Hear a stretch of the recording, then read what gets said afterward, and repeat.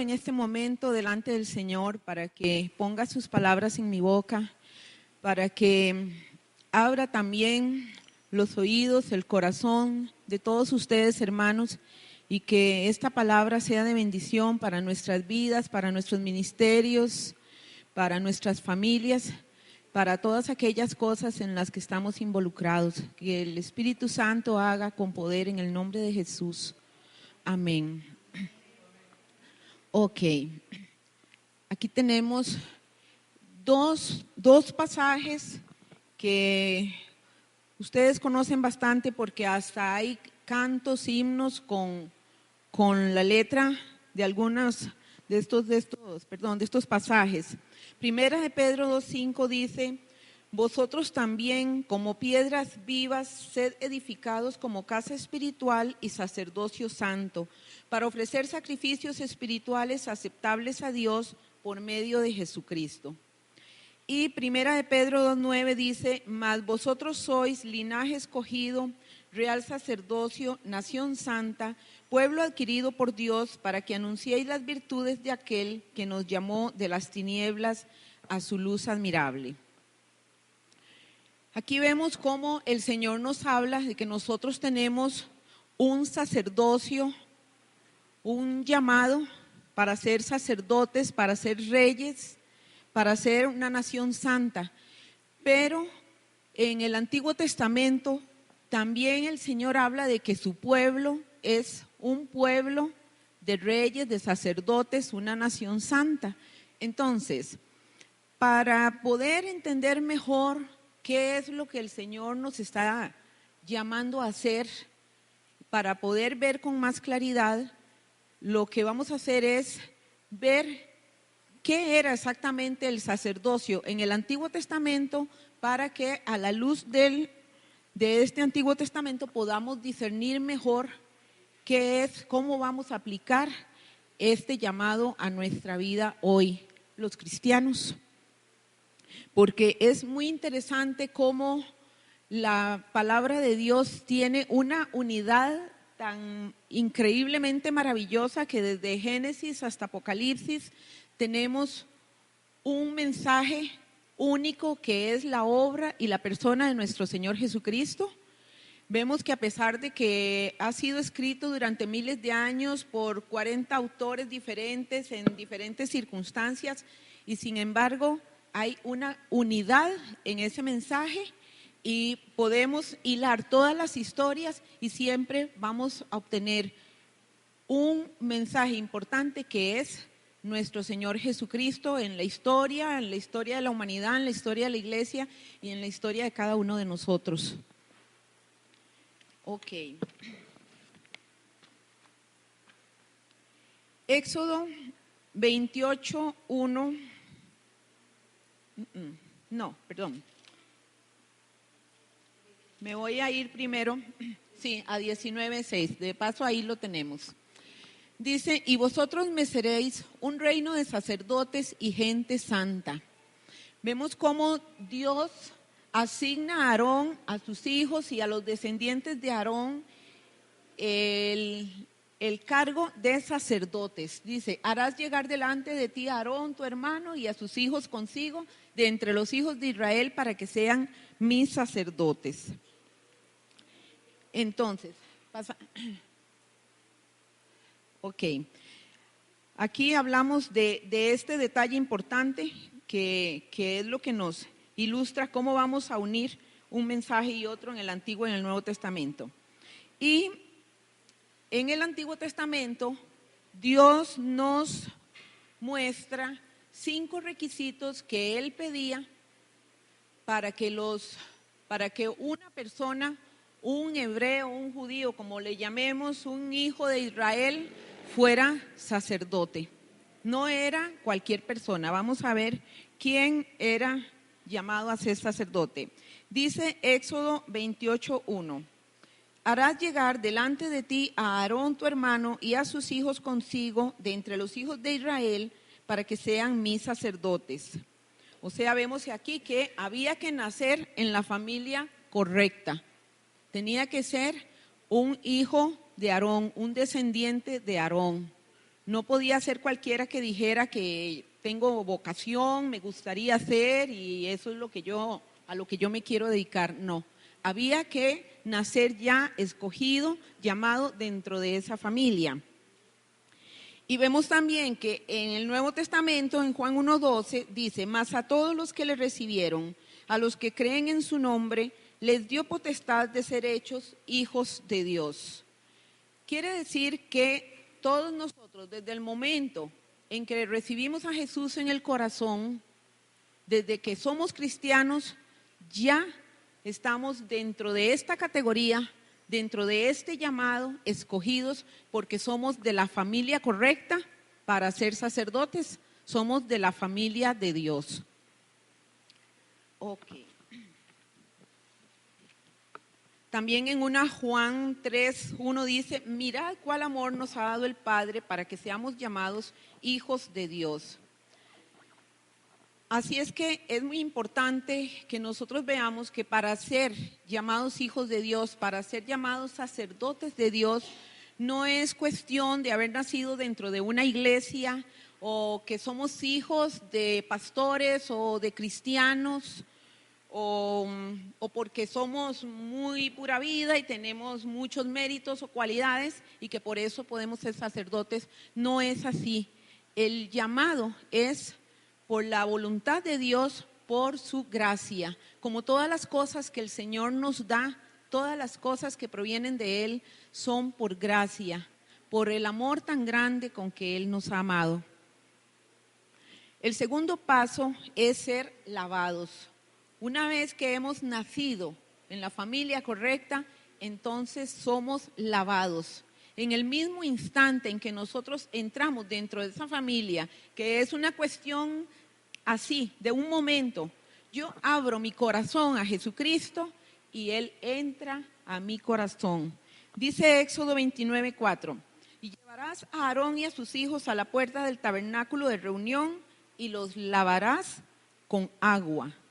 Y primera de Juan 1:7 dice: pero si andamos en luz, como Él está en luz, tenemos comunión unos con otros y la sangre de Jesucristo, su Hijo, nos limpia de todo pecado.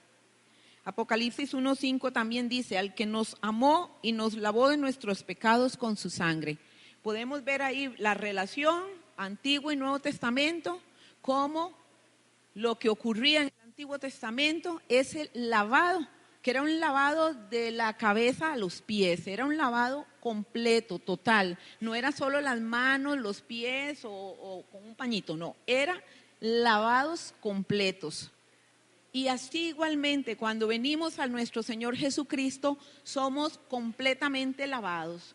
Si yo hoy me recuerdo un pecado que cometí hace 20 años, no, ya el Señor ya me perdonó.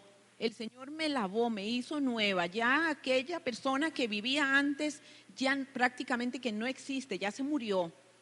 Ahora yo soy nueva criatura, he sido lavada nada menos que con la sangre del Cordero. Por lo tanto, yo tengo que adquirir esa conciencia para saber que por ese lavamiento yo tengo el llamado de ser sacerdote para nuestro Señor Jesucristo. Ok. Tito 1:3 también habla sobre este lavamiento y lo dice de una manera muy bonita porque dice: nos salvó no por obras de justicia que nosotros hubiéramos hecho, sino por su misericordia, por el lavamiento de la regeneración y por la renovación en el Espíritu Santo. Este pasaje es todavía más explícito porque nos muestra que con este lavamiento nosotros somos renovados, regenerados. Ahí hay dos palabras clave muy importantes para que nosotros las comprendamos.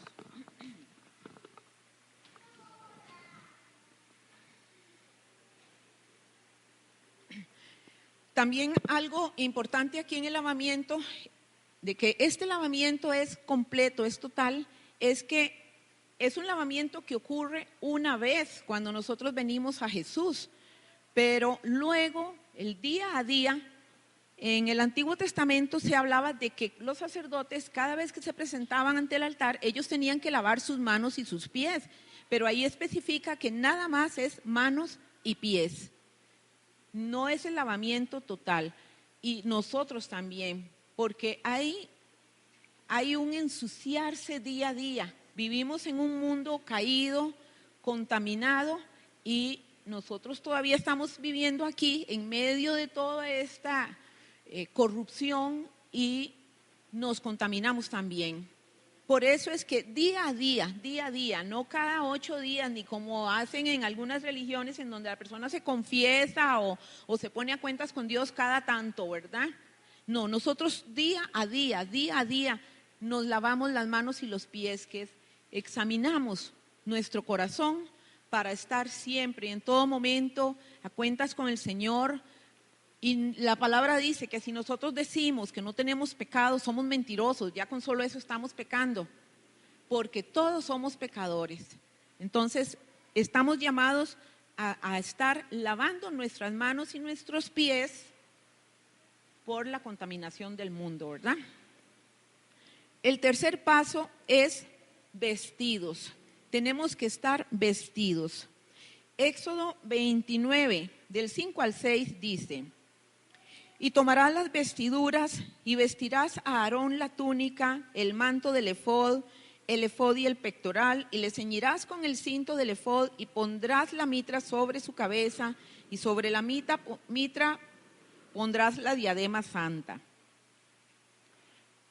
Estas vestiduras, bueno, es todo un capítulo aparte como para 3 o más enseñanzas, ¿verdad? Porque cada una de estas 7 piezas que se le ponían al sacerdote y a los sacerdotes tenía un significado especial. De hecho, solamente el sumo sacerdote usaba las 7 vestiduras, los 7, no vestiduras, digamos las 7 piezas. Ajá. Pero los demás usaban solamente 4. Y en el Nuevo Testamento nosotros somos sacerdotes, pero tenemos un sumo sacerdote. Y es muy rico leer en Hebreos todo lo que Dios nos habla de este sumo sacerdote. Es algo maravilloso como prácticamente casi todo el libro recalca y recalca este papel maravilloso de sumo sacerdote sobre nosotros. Ok. Estas vestiduras que Dios le pidió a Moisés que les pusiera a los sacerdotes tienen también un significado especial por sí solas, ya no solo cada una, sino en general. Toda la vestidura simboliza o significa, podría decir, lo que el ser humano se pone encima en sus propias fuerzas ¿cómo les explico? Para poder cubrir su desnudez, para poder cubrir su culpa, su vergüenza delante de Dios. Así vemos que todas las religiones, aún hasta los nativos, los salvajes que viven en África o en cualquier lugar, vemos como ellos que hacen sacrificios, que hacen cosas siempre para aplacar una ira. Siempre tienen un dios, hasta un volcán le tiran ahí a una persona para aplacar la ira. Sí, o presentan ahí una persona y la mataron, o un animal, o quemaron unas plantas, algo hicieron. Otros más civilizados, bueno, una peregrinación, ayunos a casi morir de hambre y muchas cosas, porque un ayuno es bueno, pero no es para cubrir nuestros pecados, obviamente, ni para aplacar la ira de Dios. Entonces, siempre el ser humano ha querido cubrirse a sí mismo delante de Dios. Y lo vemos en el Edén cuando Adán y Eva estaban ahí felices y contentos. Ellos estaban ante la presencia de Dios y la justicia de Dios era la que los cubría. Por lo tanto, ellos podían estar desnudos, pero ni cuenta se daban. Pero cuando ellos pecan y ellos pierden esa cobertura de justicia de Dios, lo primero que hacen es darse cuenta de que están desnudos y corren a hacerse delantales de hojas, pero esas hojas son precisamente esa religiosidad, esas obras humanas, todas esas cosas que inventa el ser humano para cubrirse. Y entonces hacen esos delantales y por supuesto que a Dios no le agrada, y es ahí donde el Señor pone sus propias vestiduras. La vestidura que Dios les pone es pieles que para ponérselas tuvo que derramarse sangre inocente del animal que murió para dar su piel. Y es el primer sacrificio, es el primer derramamiento de sangre para cubrir la vergüenza de la desnudez, la culpa, para aplacar la ira. En el Nuevo Testamento, tanto en este pasaje de Filipenses como en muchísimos otros más, vemos cómo la sangre de Jesucristo, dice Filipenses 3:9, no teniendo mi propia justicia que es por la ley, sino la que es por la fe de Cristo, la justicia que es de Dios por la fe. Esta es la única vestidura con que yo me puedo presentar delante de Dios, que es la justicia de Cristo, la justicia que Él hizo a través de su sangre derramada, a través de la obra en la cruz, a través de toda la obra de Jesús a lo largo de toda la historia, desde el inicio de los tiempos. Ya Él preparó esta vestidura para nosotros, que es su justicia. Y nada que hagamos nosotros en nuestras propias fuerzas nos puede cubrir, sino únicamente la justicia de Cristo. El cuarto paso es ser ungidos. Éxodo 29:7 dice, luego tomarás el aceite de la unción y lo derramarás sobre su cabeza y le ungirás. Y en 2 Corintios 1 del 21 al 22 dice, y el que nos confirma con vosotros en Cristo, y el que nos ungió es Dios, el cual también nos ha sellado y nos ha dado las arras del Espíritu en nuestros corazones. El aceite de la unción simboliza el Espíritu Santo, que en el momento, vean, todas las cosas que hemos estado hablando ocurren en un momento, cuando abrimos nuestro corazón a Jesús. En el momento en que somos lavados, somos vestidos de la justicia de Cristo y somos ungidos con el Espíritu Santo. El Espíritu Santo viene a morar dentro de nuestros corazones. A partir de ahí es Él el que nos va a dar la guía, el consejo, la dirección, la fortaleza, el discernimiento, nos va a enseñar todas las cosas. Dice, el Señor le dijo a sus discípulos que cuando viniera el Espíritu Santo, Él les enseñaría y les recordaría todas las cosas. Y vemos que en 1 Juan 2:20 dice, pero vosotros tenéis la unción del Santo y conocéis todas las cosas. O sea, no es que yo me voy a llenar del Espíritu Santo. Esto está hablado en tiempo pasado. Cuando se le habla a un creyente se dice ya, usted tiene la unción del Santo, usted tiene el Espíritu Santo. El Espíritu Santo mora en su corazón. No es algo que hoy Dios trajo un poquito y mañana otro poquito y necesito una nueva unción y una nueva llenura. No, el Espíritu Santo es uno y está en nosotros. Ahora, lo que puede suceder es que lo apaguemos, que lo contristemos, que no es lo mismo a no tenerlo. Cuando contristamos el Espíritu a causa del pecado, a causa de la tibieza incluso, pues obviamente que Él no nos va a hablar, no nos va a guiar con esa fuerza porque nosotros estamos sordos, estamos ciegos, no podemos ver, no podemos escuchar su dirección porque el pecado y la falta de fuego en nuestro corazón no nos lo permite. Ok. El quinto paso, voy rapidito por la llegada tardía, ¿verdad?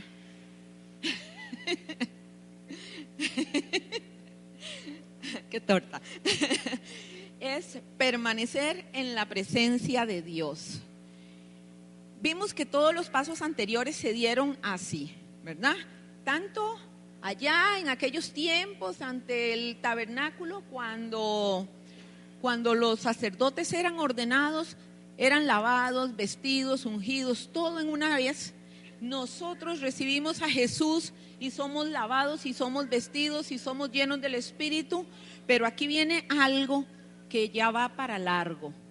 Ya esto no es así, me doy media vuelta, me voy. No. Dice, Éxodo 29:37.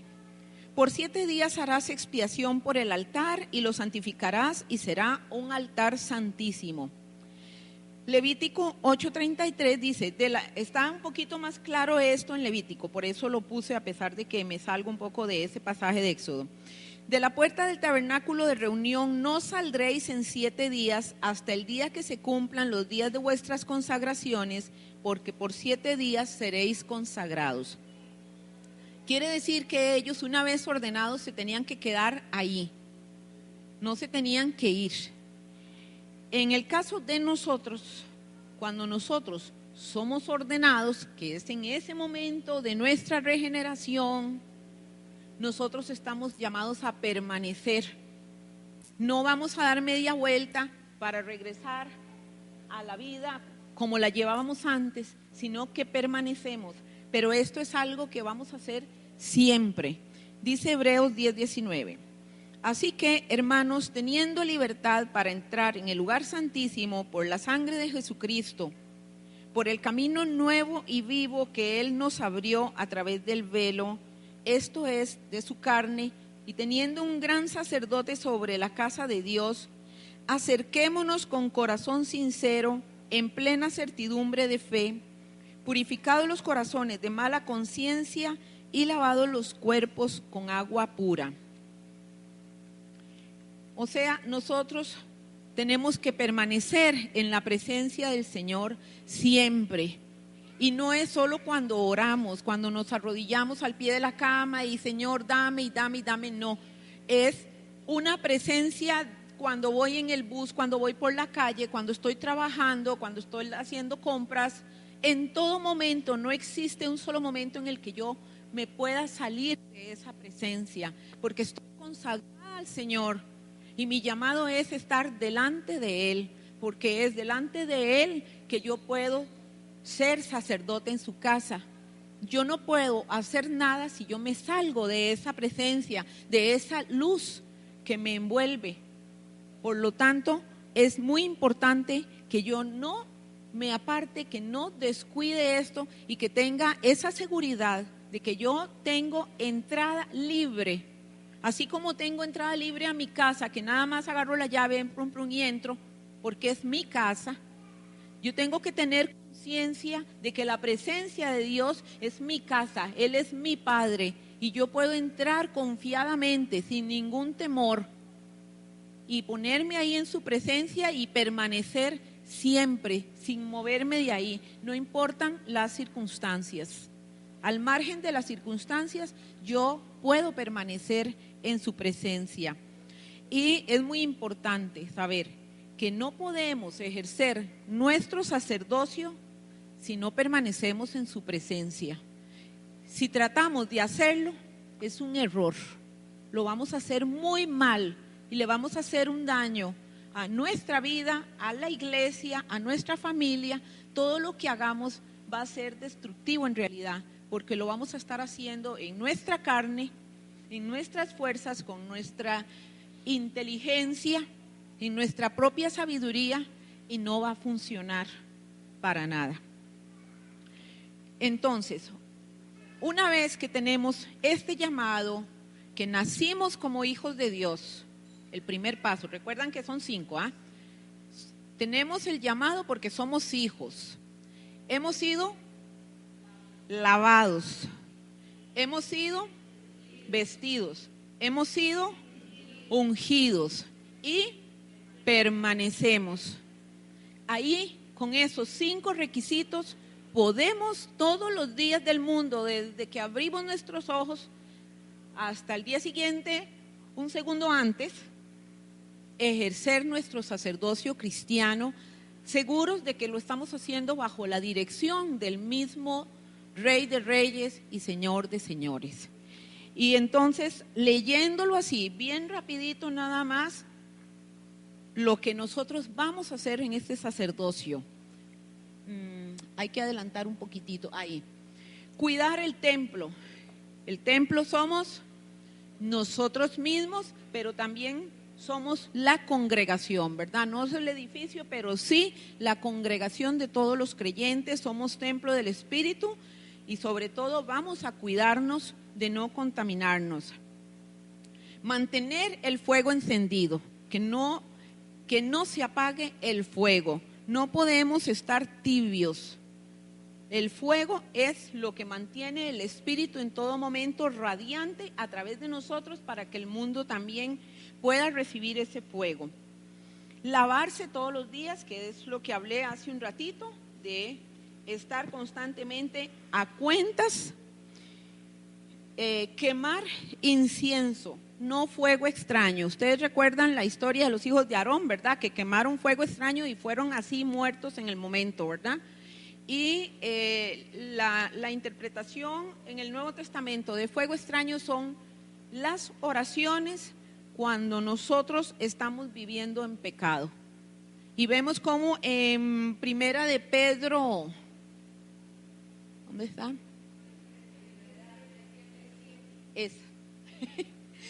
Él habla sobre la dignidad que el hombre da a su mujer.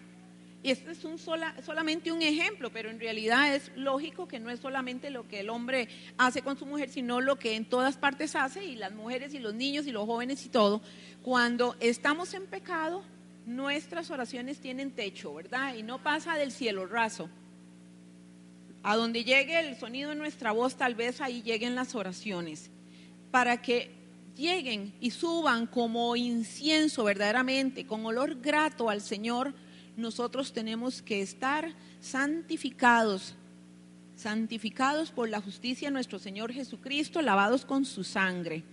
Tenemos también que encender las lámparas, que no es lo mismo el fuego que está en el altar, ahí siempre encendido, que las lámparas, que es, ustedes recuerdan cómo en el tabernáculo estaban estas lámparas de 6 brazos, ¿verdad? Esas lámparas en nuestra vida somos nosotros mismos cuando el Señor dice: vosotros sois la luz del mundo. Si tengo mi lámpara encendida y salgo ahí a la calle y salgo a cualquier lugar, el mundo puede ver esa luz y de alguna manera yo puedo impactar al mundo con la luz de Cristo, porque es la luz que el Espíritu Santo está proyectando a través de mi persona. Alimentarse. El Señor dice: yo soy el pan de vida, el que viene a mí no tendrá hambre y el que en mí cree no tendrá sed jamás. Esto no precisa ni explicarlo, ¿verdad?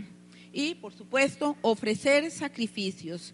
Dice: vuestros cuerpos, ofreced vuestros cuerpos en sacrificio vivo, santo, agradable a Dios, que es vuestro culto racional.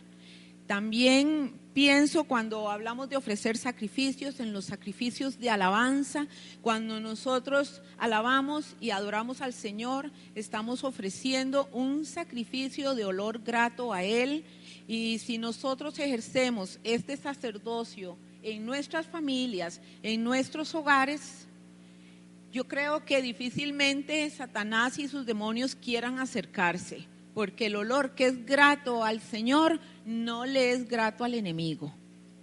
Entonces, el primer lugar donde nosotros tenemos que ejercer este sacerdocio es en nuestros hogares, con nuestras familias, y no es solamente para los que son papás, mamás y que están casados, no, todos tenemos una familia, todos tenemos personas que nos rodean, incluso si son familia no de sangre, pero viven a nuestro alrededor. Nosotros estamos ministrando, sirviendo a Dios con este sacerdocio en el que fuimos llamados.